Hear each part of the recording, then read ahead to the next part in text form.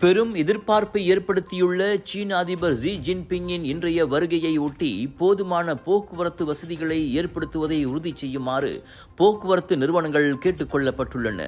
பிரதமர் doctor Sri Anwar Ibrahim அதனை வலியுறுத்தியுள்ளார். ஆசிய வல்லரசு நாட்டின் தலைவர் வருவதால் பாதுகாப்பு கருதி ஏராளமான முக்கிய சாலைகள் மூடப்படுகின்றன. இதனால் பொதுமக்களுக்கு ஏற்படும் அசௌகரியத்தை அரசாங்கம் உணர்ந்துள்ளது. எனவே மக்கள், குறிப்பாக வாகனமோட்டிகளுக்கு ஏற்படும் இடையூறுகளை கருத்தில் கொண்டு போக்குவரத்து நடத்துனர்கள் தேவையான வசதிகளை ஏற்பாடு செய்ய வேண்டும். அதே சமயம் பொதுமக்களும் தங்களின் பயணத்தை முன்கூட்டியே திட்டமிட்டுக் கொள்வது நல்லது. இயன்ற அளவு மாற்று பாதைகளை பயன்படுத்துமாறு பிரதமர் கேட்டுக்கொண்டார். பிரதமரின் மூத்த பத்திரிகை செயலாளர் துங்கு நாஷ்ருல் நேற்று மாலை நடத்திய தினசரி நேரலை விளக்கம் அளிப்பில் அதனை தெரிவித்தார்.